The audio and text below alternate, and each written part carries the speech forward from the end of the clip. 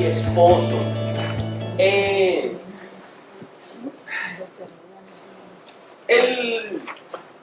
El principal propósito de Satanás es que nosotros nos apartemos de Dios.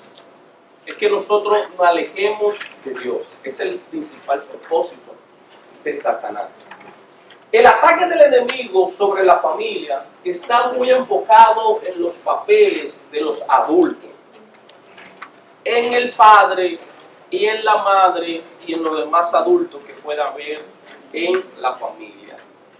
De manera que si el padre, por X o por tal razón, se sale de la cobertura del Espíritu de Dios, puede tener un gran riesgo que su familia también pase por ese pecado, o peor aún, que la familia completa se sumerja en el pecado y se aleje de Dios cada vez más y más. La familia es el diseño de Dios. El matrimonio lo creó Dios. En otra palabra, es establecido por Dios en el Génesis, cuando Dios creó hembra y varón. Varón y hembra lo creó Dios, y cuando Dios creó, dijo Dios que todo era bueno. Pero hoy en día, en la sociedad en la cual nosotros vivimos, vemos que el matrimonio práctica y llanamente no tiene ningún tipo de sentido, no tiene ningún tipo de valor. Y la sociedad nos inculca que para qué me voy a casar si puedo estar ligado con una persona sin compromiso. O peor aún, matrimonio entre el mismo sexo. Y Satanás sabe que si hay matrimonio entre el mismo sexo, no hay familia. ¿Por qué no hay familia? Porque la naturaleza, el Génesis, es hembra y varón. Varón y hembra es la familia que está establecida por Dios. Pero Satanás está atacando arduamente a la familia. Y muchas veces nosotros como padres de familia, como el protector de la casa, nos olvidamos de eso. Por eso Pablo dice que sométase todas las personas a la autoridad superior. Y en la casa, la autoridad superior establecida por Dios es el hombre. La Escritura enfatiza la responsabilidad que tienen los padres como padres.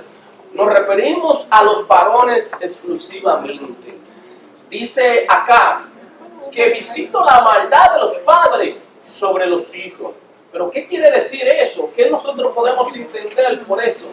Teológicamente la palabra maldad o iniquidad puede entenderse como la voluntad propia torcida, o en otras palabras, como el torcimiento de nuestra voluntad en cierta área en particular.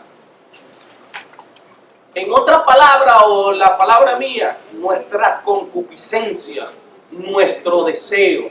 Si nuestro deseo excede nuestra familia, si nuestro deseo hace aparte mis hijos, mi familia, entonces es como un torcimiento. Estoy lejos de la palabra de Dios, del mandamiento de Dios. Esto encaja perfectamente con la evidencia práctica que vemos en gente que está esclavizada en una área en particular, y los hijos repiten la misma historia una y otras veces. El padre que es alcohólico, el padre que está esclavizado sexualmente, el padre que tiene su pecado oculto y que en vez de renunciar a esos pecados, lo que lo acuña, lo que lo abraza, lo abriga a él.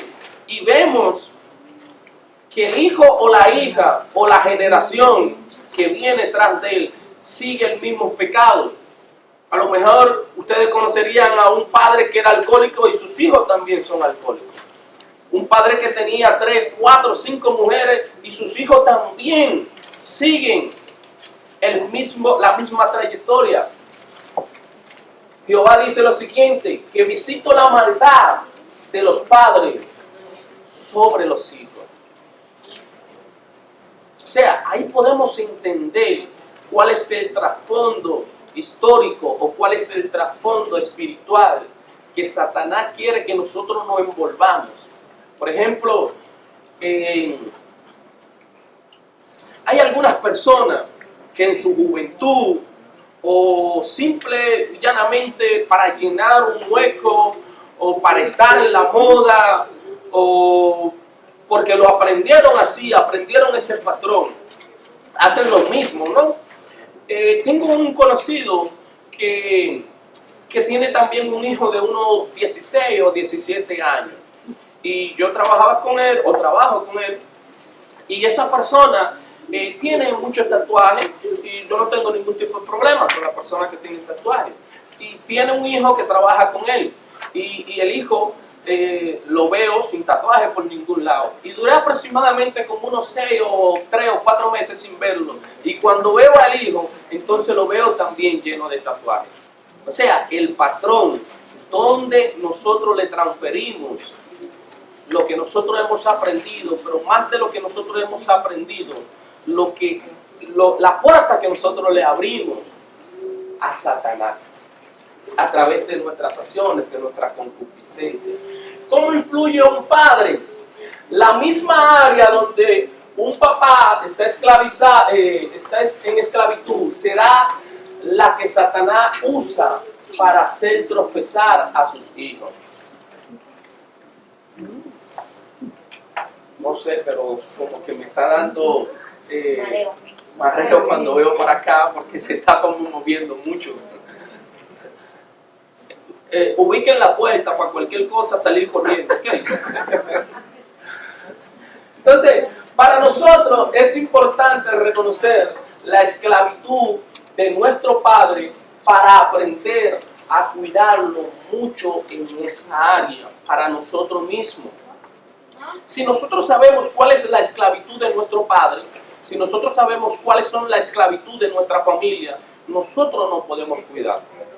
Pero si nosotros no sabemos dónde cayó mi papá, qué hizo mi papá, entonces no me puedo cuidar.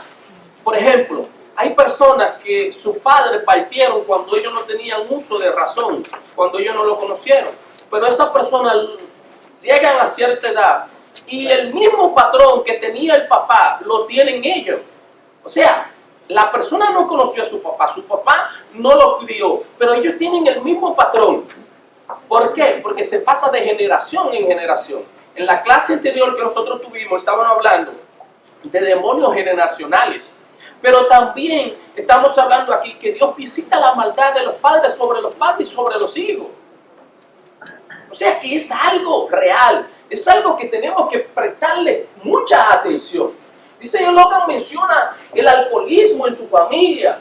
Para otro el problema es esclavitud sexual. Otros más tienen problemas con el dinero, etcétera. Aquí hay alguien regio, aquí no hay nadie regio, ¿verdad que no? Dicen por ahí, así dicen, de que son codos, de que lo de esa área, pero yo no puedo decir eso. Dice el hermano que no. Dice el hermano que no. O sea, es algo que dicen. Por ejemplo, en el país mío, el sur, hay un lugar del sur que se llama Baní, y dicen que los banilejos toditos son bien tacaños, bien codos de allá. O sea, que se pasa de generación en generación. Y es algo que nosotros lo vemos simple y llanamente como un chiste, como una broma, pero es algo que tiene un trasfondo espiritual que muchas veces nosotros no le damos el valor. Entonces, si tenemos problemas con el dinero, el latino muchas veces tiene problemas con el dinero en la iglesia, para diezmar, para ofrendar, para aportar, que van a hacer una recolecta. Es impresionante cómo en este país las personas pueden dejar de propina en un restaurante, estoy hablando del cristianismo, de propina en un restaurante 15, 10 dólares, 5 dólares, y para darlo a la iglesia le duele en su corazón. Eso es impresionante, como ustedes lo saben. He tenido la oportunidad de predicarle a muchas personas y uno de la barrera que me ponen es que dicen, yo no voy a ir a la iglesia porque la iglesia nada más habla de dinero y el pastor se hace multimillonario. Pero si no tenemos una educación financiera, espiritual, vamos a tener problemas porque también se pasa de generación en generación. Una cosa es que yo haga lo que la Biblia me diga y otra cosa es que yo deje que una persona me manipule mi mente. ¿Cómo que me manipule? Porque hay unos ladrones eclesiásticos en la iglesia, unos predicadores que son unos delincuentes eclesiásticos que andan predicando el evangelio de la prosperidad cuando la Biblia no te habla de evangelio de prosperidad.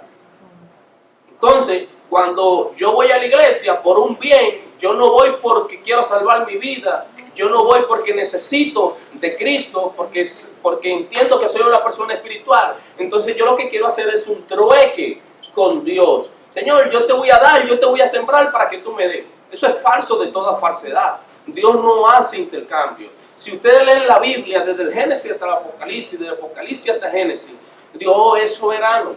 Dios no es un esclavo celestial de nosotros. ¿Entienden?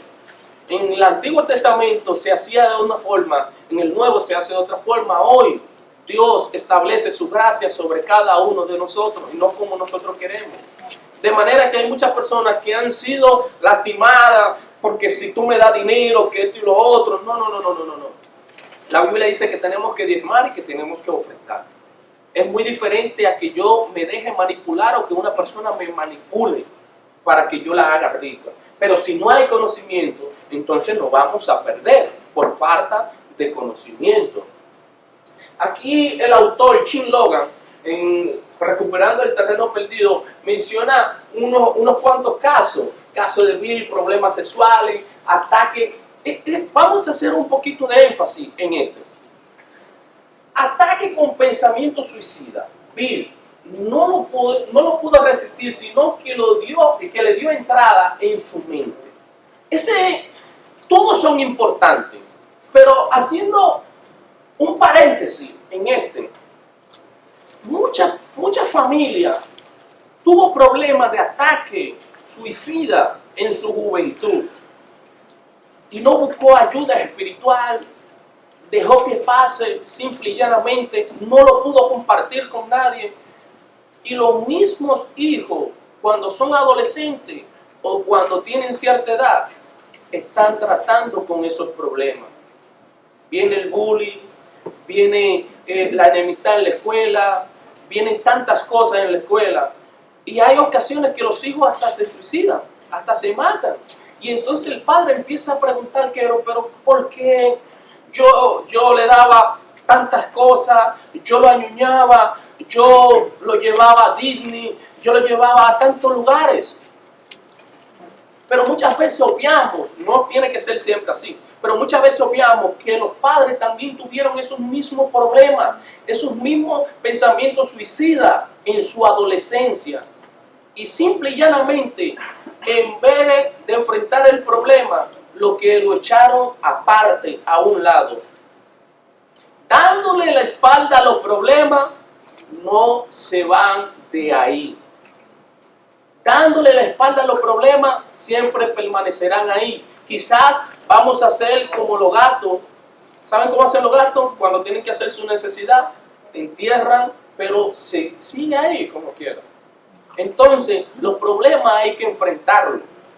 Y muchas veces, si nosotros no empezamos a hablar con nuestros hijos desde cierta edad, los adolescentes, decirles las cosas, hablarle de la educación sexual. Eso no es pecado, hablar de la educación sexual. Entonces, hablarle de droga, de vicio, de suicidio, de tantas cosas que nosotros como padres podemos distinguir o podemos ver que el hijo está pasando por esa situación. Pero si el padre está en el trabajo, el padre está en Júpiter y la esposa está en Saturno, entonces el hijo hace lo que quiera, entonces tenemos un problema serio. Y por eso la juventud, la adolescencia de hoy en día casi no conoce a Dios. ¿Pero por qué no conocen a Dios? Pero si los mismos padres no conocemos a Dios, ¿cómo los jóvenes van a conocer a Dios?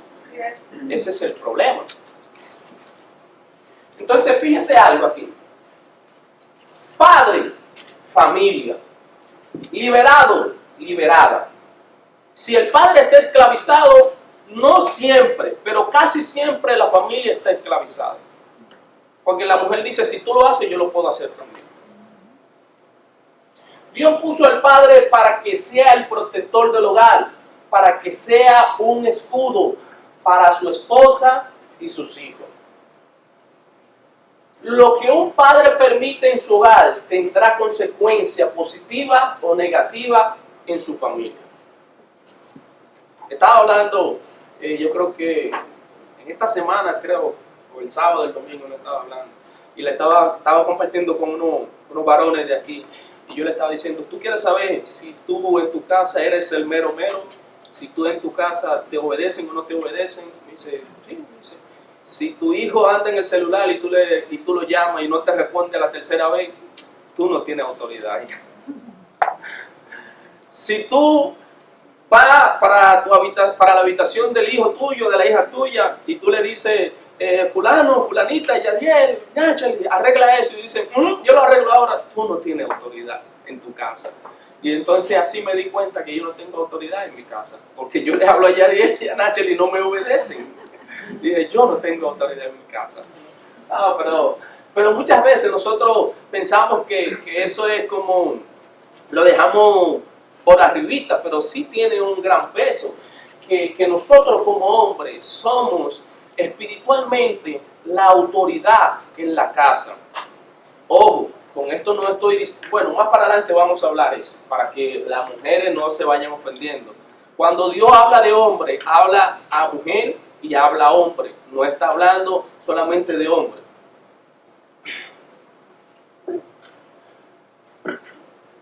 Aunque los padres cometemos errores, debemos aprender a reconocer nuestros errores delante de los hijos y a decir si fallamos o no fallamos. Decirle, yo me equivoqué. Porque muchas veces el orgullo, mi autoridad como padre, no me permite decirle a mi hijo o a mi hija, perdóname, está mal, yo me equivoqué, yo lo hice mal. No, yo soy el padre, yo soy el mero mero y yo siempre tengo la razón. No, no siempre tenemos la razón. Los papás debemos cubrir con oración y bendición a nuestra familia. Es algo importante que nosotros siempre oremos por nuestros hijos. Porque en nosotros está la bendición, pero está la maldición. Si usted empieza a decirle a sus hijos, y de hecho hay muchas personas que se han criado con ese trauma, diciéndole que su padre le dijeron, tú eres un bueno para nada, tú nunca vas a servir, tú eres muy testarudo. Incluso hasta el día de hoy, personas que conozco tienen ese trauma. Por una palabra de su padre, por una palabra de su madre. O sea, es muy importante nosotros bendecir a nuestros hijos. Si el hijo de usted, la hija de usted, no le está yendo muy bien a la escuela, siéntese, ore con él. Yo sé que tú no eres esas no son tus calificaciones. En el nombre de Jesús, tú vas a ser el mejor estudiante.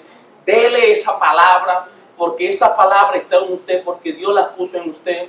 Crea lo que usted le está diciendo, crea que usted está bendiciendo a sus hijos. Si sus hijos se fueron de su casa, como quiera, bendiga a sus hijos, bendiga a su nieto.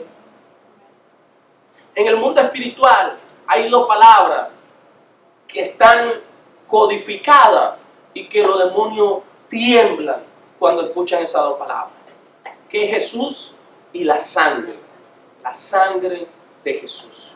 Cuando te dicen el nombre de Cristo, por la sangre de Cristo, los demonios, el infierno tiembla.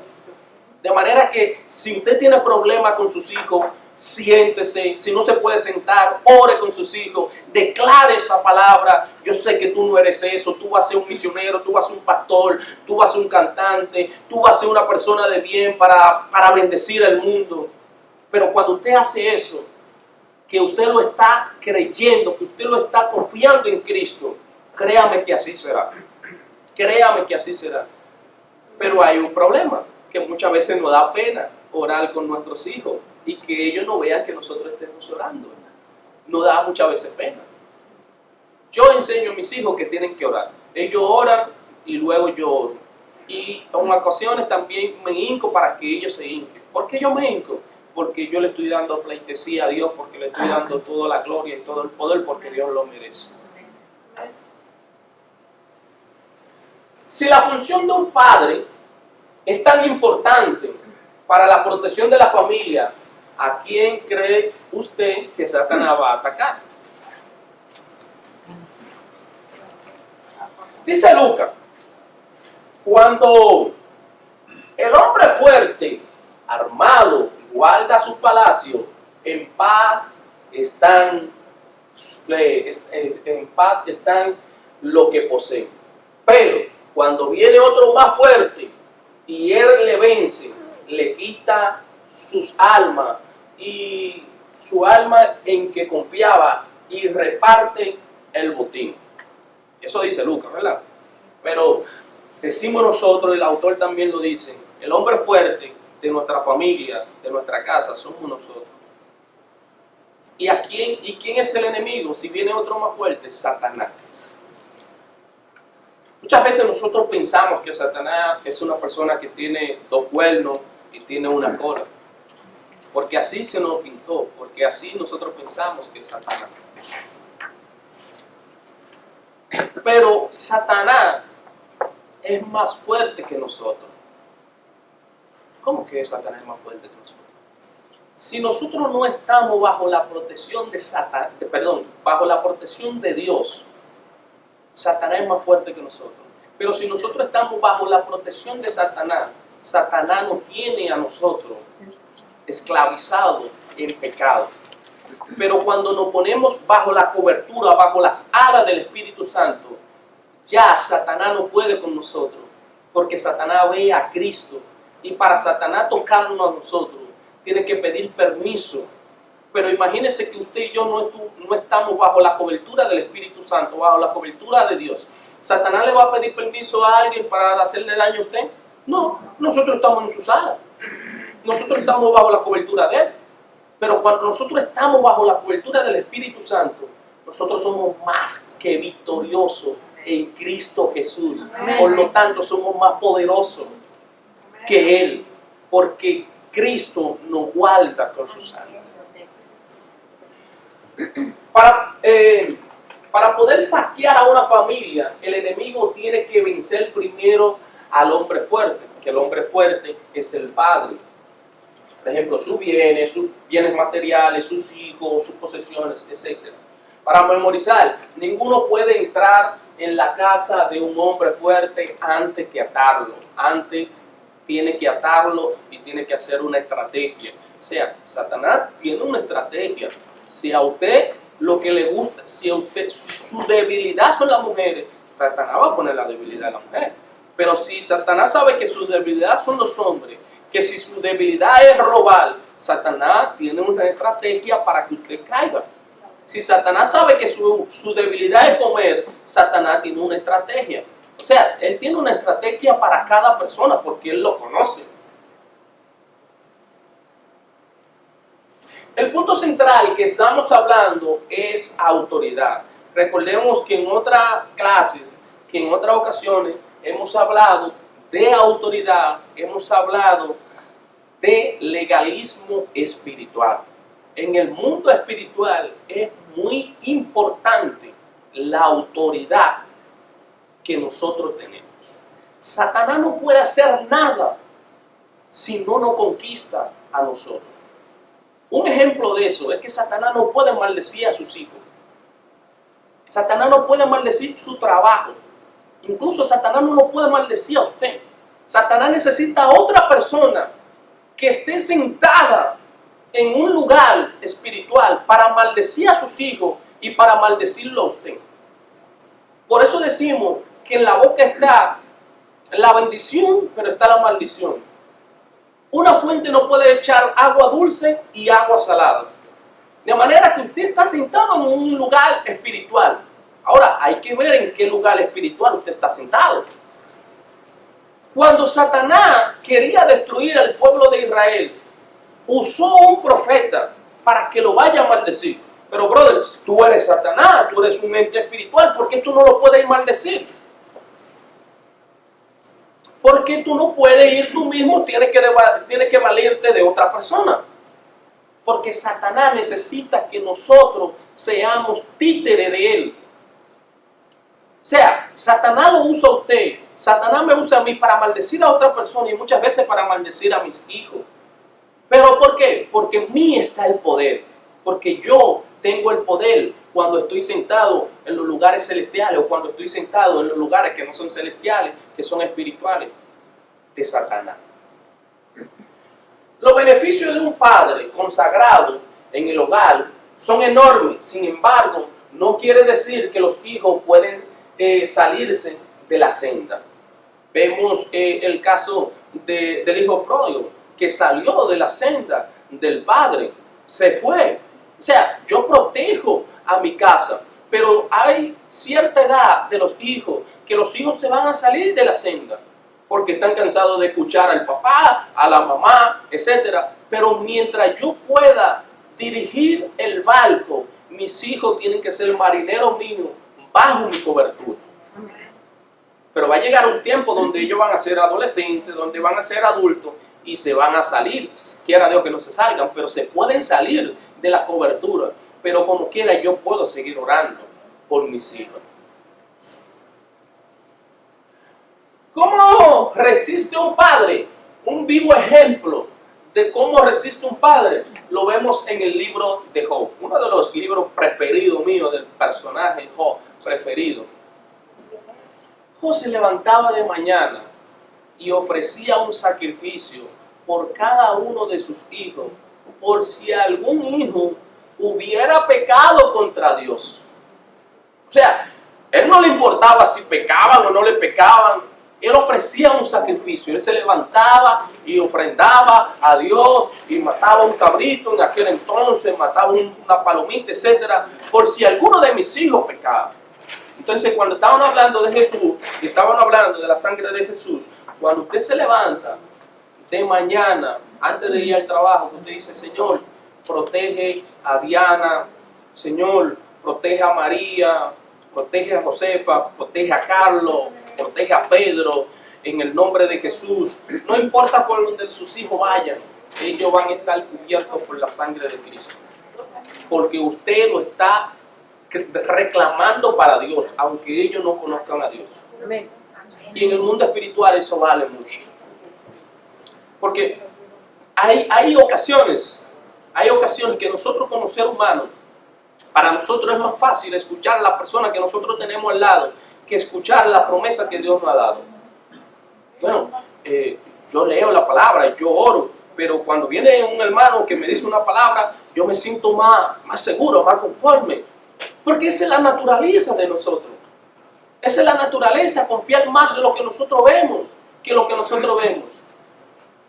Pero el Señor ha prometido que aunque nosotros pasemos por las aguas, no nos vamos a ahogar. Que aunque pasemos por el fuego, no nos vamos a quemar.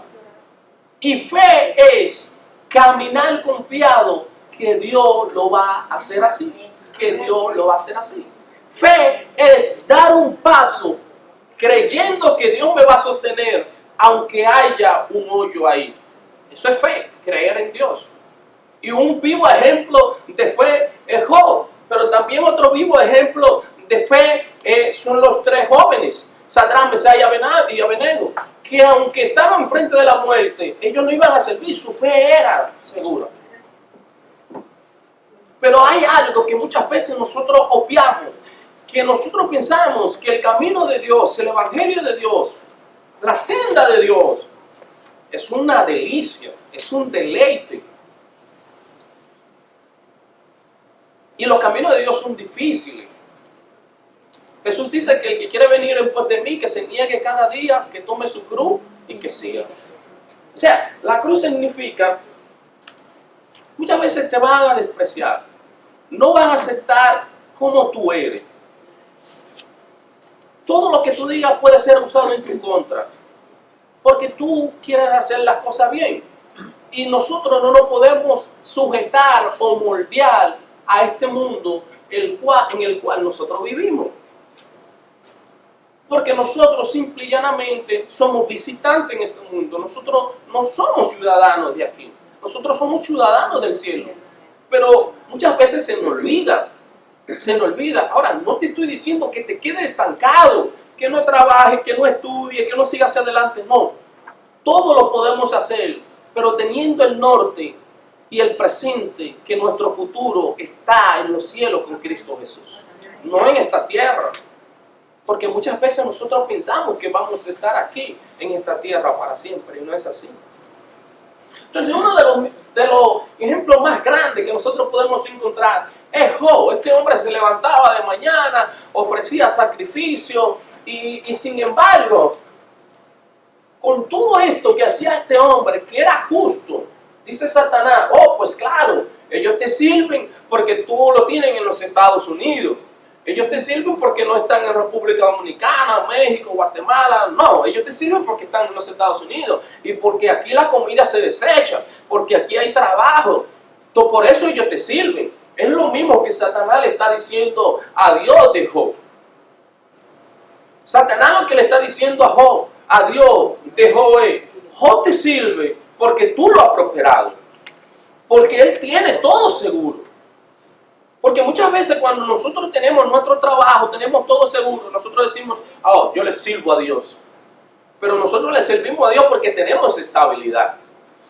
Pero cuando sale toda esa estabilidad y que nosotros vienen las adversidades, se levanta el mal tremendo, ¿qué pasa? ¿Le vamos a servir a Dios?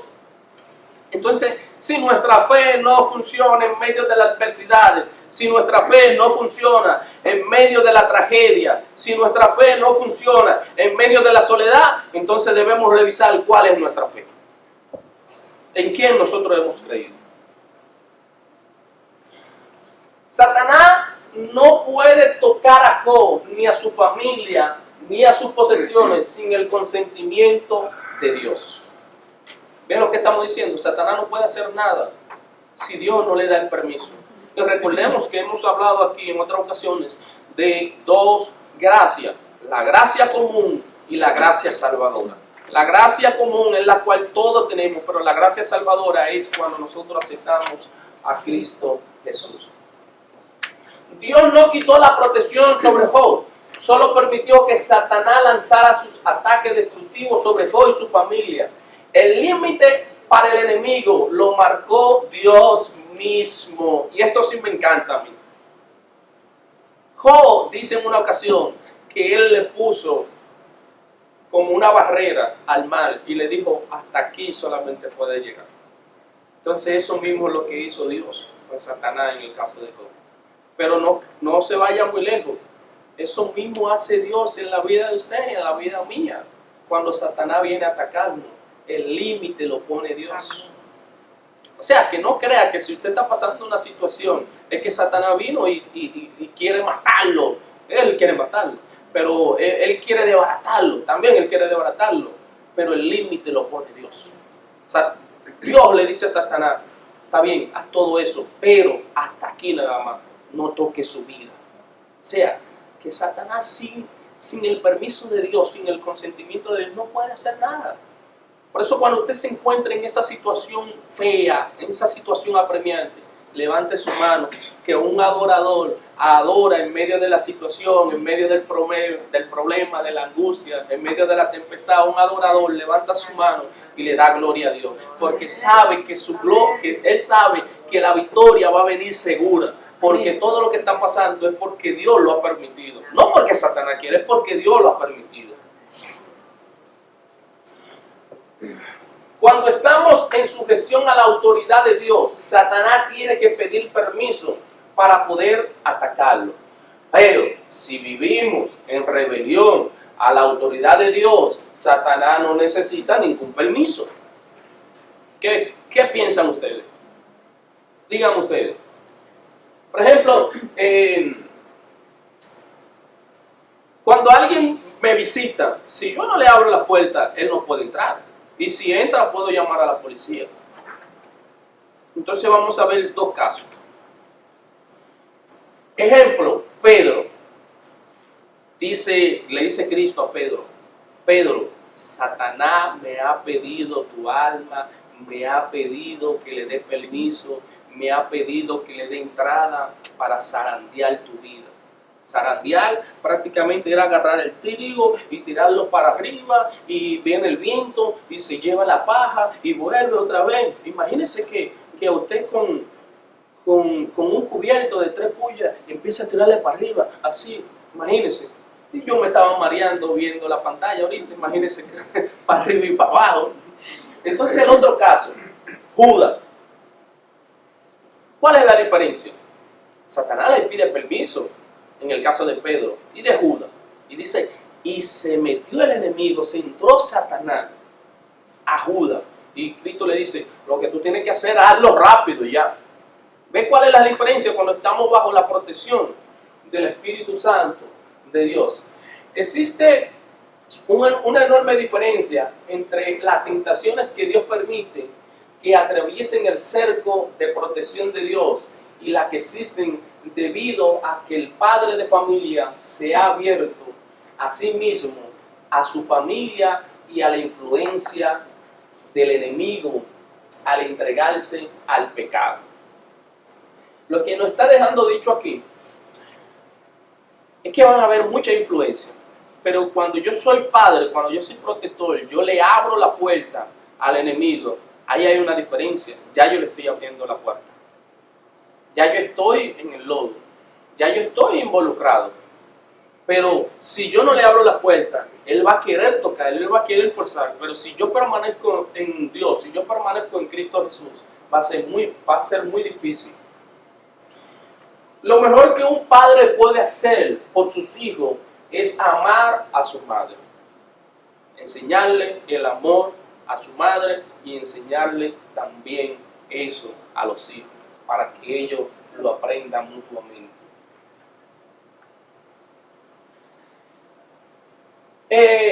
Conforme a los chicos crecen, los temas que necesitan, los temas que están en la actualidad, también nosotros debemos de ir tratándolos con los hijos, con los adolescentes, que nosotros muchas veces como padres tenemos un problema, que no queremos hablar de la responsabilidad en casa, desarrollo sexual, relaciones premariteriales, adicciones, tabaco, alcohol, droga, etc. Porque sí lo corregimos, pero no queremos hablar. Entonces, muchas veces, hagan que yo no le dije esto, que ustedes no escucharon esto, lo que yo les voy a decir. Cambien de canal, por favor, yo voy a hablar, ustedes no me van a escuchar. Muchas veces, nosotros como iglesia, queremos, no estoy hablando de Orgil, estoy hablando de la iglesia en global, general. Muchas veces nosotros como iglesia queremos que nuestros adolescentes permanezcan en Dios, que tengan las armas para vencer al mundo, pero no llevamos personas que estén adecuadas o personas que sean profesionales espirituales, que sean cristianos, hablarle de droga, hablarle de sexualidad, hablarle de los temas que a los adolescentes, a los niños le puedan ayudar. A que el internet, que Netflix, que Hollywood, que cualquier otra persona le hable de eso a mi hijo, incluso hasta en la escuela que le hablan de sexualidad, pero en la iglesia no le queremos hablar de eso. Y es un gran problema, porque nosotros como iglesia tenemos que tener primero educación espiritual, pero también la iglesia nos debe de equipar a nosotros en lo secular, porque nosotros estamos en el mundo, somos personas espirituales, pero todavía estamos en el mundo, no nos hemos ido, al menos que ustedes se hayan ido y yo me haya quedado, digo yo, no sé, ¿entienden? O sea, que tenemos que hablarle, porque yo prefiero que me hable, yo prefiero hablarle a mi hijo de algunos temas que no sea otra persona que le hable. Aunque muchas veces los hijos se cansan tanto de los padres que prefieren que le hable a otra persona. Yo lo digo porque yo fui adolescente. Cuando a mí me decían una cosa, yo decía que sí. Y cuando otra persona en la calle me decía un consejo, aunque yo no quería escucharlo, yo lo tenía que escuchar por respeto. Pero por eso digo que las iglesias deben de traerle esta charla para los adolescentes, para los jóvenes, pero con personas espirituales, con personas que sean cristianas. No con psicólogos que no sean cristianos, que no conozcan a Dios. Porque simple y llanamente yo tomo la Biblia y si yo no soy cristiano, yo la voy a enseñar como un libro histórico. En la Biblia hay historia, pero no es un libro histórico. En la Biblia hay conflicto, pero no es un libro de conflicto. La Biblia es un libro espiritual. Y como es un libro espiritual, tiene que ser una persona espiritual que conozca a Dios, que la tenga que enseñar.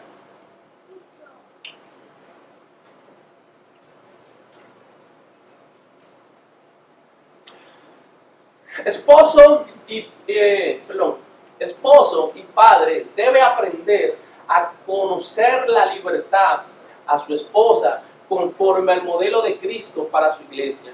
¿A qué se refiere Logan con esto? Mujer es la reina del hogar. Ahí sí se ríen las mujeres, ¿eh? Ahí sí. Y es así, la mujer es la que manda en el hogar. Pero cuando la Biblia dice que ya no serán uno divididos, no serán dos, sino que serán uno, es que en Cristo no hay mayor ni hay inferior. Somos una sola carne. Y cuando somos una sola carne, se toman las decisiones juntamente. No, es lo que yo quiera, lo que yo diga y así será. No, en Cristo no es así. En Cristo es la iglesia. Y si es la iglesia, entonces el matrimonio también, Cristo lo ve como la iglesia, tienen que ir unidos, tienen que tomar decisiones juntamente. Ahora, espiritualmente, el protector de la casa es el Padre.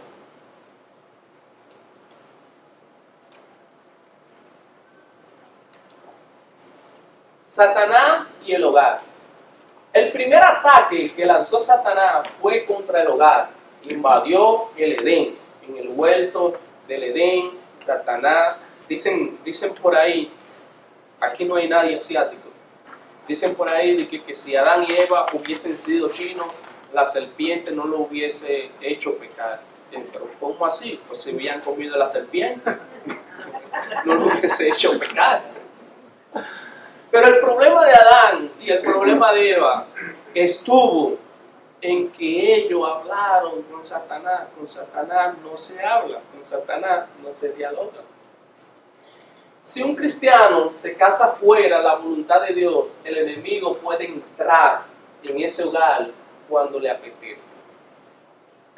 Ojo con esto, no es lo mismo que casarme fuera de la voluntad de Dios, que estar casado y venir a la voluntad de Dios y que uno del matrimonio se quede fuera de la voluntad de Dios. Pablo habla de eso mucho. Si usted está casado, quédese casado. Si usted se convirtió a Cristo, quédese casado. No porque usted venga a los pies de Dios, tiene que apartarse de ese hombre, de esa mujer. Empiece a orar y dé ejemplo para que esa persona que no conozca a Cristo también venga a Cristo con usted. Pero si se casan los dos fuera de la voluntad de Dios, Satanás no tiene que pedir permiso, Satanás es el dueño de su hogar. Y si la pareja no obedece a la Biblia, abandonando padre y madre, sino que permite que los padres respectivos, suegros, interfieran en su hogar, entonces hay un problema ahí. ¿Y cuál es el problema? Que los suegros son los que van a mandar. Porque muchas veces nosotros, cuando tenemos los hijos grandes, queremos mandar en la casa de ellos. No, usted manda en su casa, en la casa de ellos, ya ellos son adultos, mandan ellos. Los suegros y las suegras. Pero fíjese lo que le dijo el suegro mío, que lo quiero y lo amo mucho, a mi esposa cuando yo me casé. Cualquier cosa que suceda, el día que tú estés enojada, el día que tú estés peleada, aquí va a estar tu habitación. Es un consejo maravilloso que le digo. Gracias a Dios que mi esposa y yo nunca hemos tenido problemas. Bueno, sí lo hemos tenido, pero no de separación. Imagínense, es el mejor consejo que un padre le puede dar a su hija o a su hija. Cualquier cosa, si tú tienes situación, aquí va a estar tu habitación y tu cama. Y está instante ahí. Es más, que al día de hoy, la habitación de ella, nadie duerme en la habitación. Está ahí en la habitación. Imagínese usted. Y muchas veces lo hacemos nosotros eso. Entonces, nosotros como suegro o suegro no nos podemos meter en la vida de nuestros hijos. Por eso Adán y Eva nunca se separaron, nunca se divorciaron, pues no tenían suegra.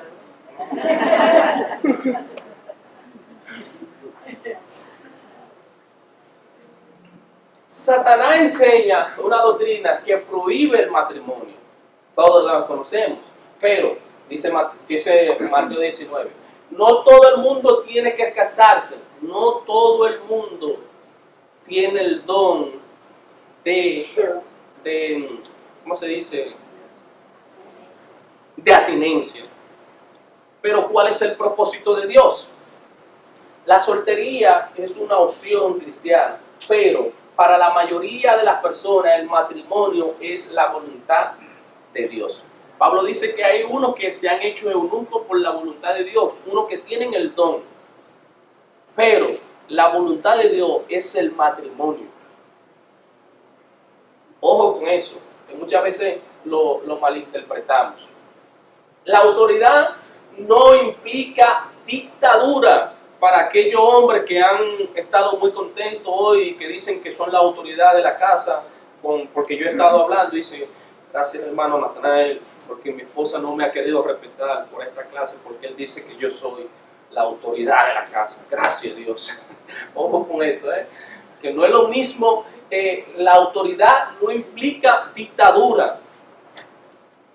La autoridad es el liderazgo en amor. Cristo es la cabeza de la iglesia dentro de una relación viva y amorosa. Del mismo modo debería comportarse el marido respecto a su mujer. Por favor, tengamos en cuenta que la sujeción de la mujer no es subyugación. ¿Cómo le dicen a las personas que... Bueno, la mujer no tiene que estar subyugada bajo el marido. Un marido que la golpea, un marido que la maltrata psicológicamente, eso no es lo que estamos hablando de protección, de autoridad, no es eso que estamos hablando. ¿Entiendes? No implica dictadura la autoridad. Ya no hay judío ni griego, no hay esclavo ni libre, no hay varón ni mujer, porque todos vosotros sois uno en Cristo Jesús. Pero muchas veces obviamos eso y hay muchas iglesias que tienen a la mujer como aparte. Bueno, la mujer nada más sirve para hacer unos tamalitos, para cocinar, para hacer una tortita. No, somos uno en Cristo Jesús. El espíritu que debe mover a cada creyente para participar activamente en la guerra espiritual es el de ser un fiel siervo de Dios. Cuando nosotros somos fiel siervo de Dios, somos esclavos, porque esa es la palabra de siervo, esclavo, pero somos esclavos obligatoriamente, no. Somos esclavos porque nosotros nos hemos hecho esclavos por Cristo Jesús.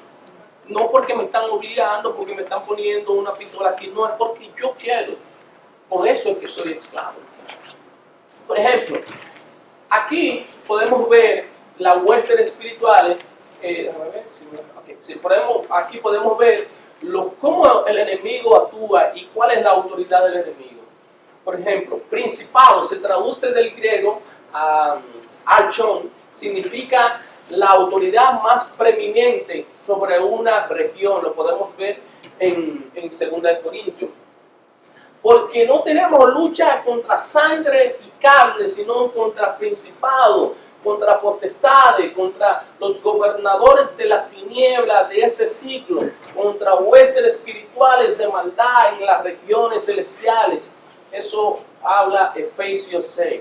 ¿Por qué hablamos de esto? Porque cuando estamos hablando de la protección, estamos hablando de la autoridad, estamos hablando del legalismo espiritual sobre un padre, sobre su familia, todo eso influye en el hogar, en una casa. Y es necesario, es importante que nosotros lo conozcamos. Potestades fue traducido del griego exousia, significa autoridad de seres angélicos que tienen poder para ejercer dominio o gobierno sobre las personas.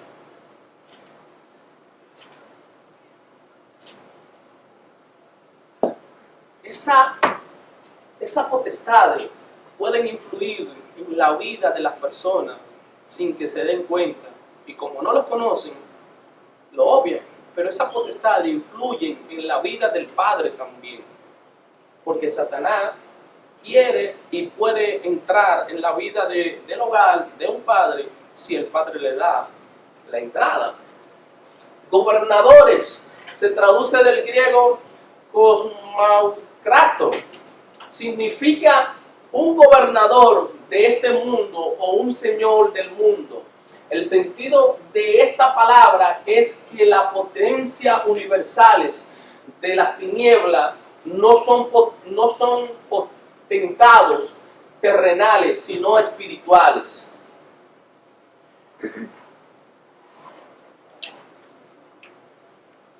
Estos son los gobernadores que Pablo está hablando. Podríamos definirlo como los gobernadores que dominan o influyen en la mente de este tenebroso mundo. Potestad, gobernadores, principados. Lo que puede influir en nuestra vida. Huéspedes espirituales se traduce del griego neumáticos.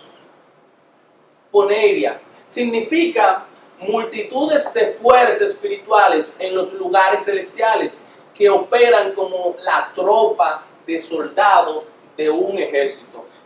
Algunas veces nos lo ilustran como que son los demonios que se lanzan a morir y los principados, las otras personas más fuertes se quedan atrás. Estos prácticamente son los soldados, los que están en primera fila. O sea, que el mundo espiritual está bien definido, aunque nosotros muchas veces no tengamos ese dominio, ¿no? La iglesia y la posesión del territorio enemigo.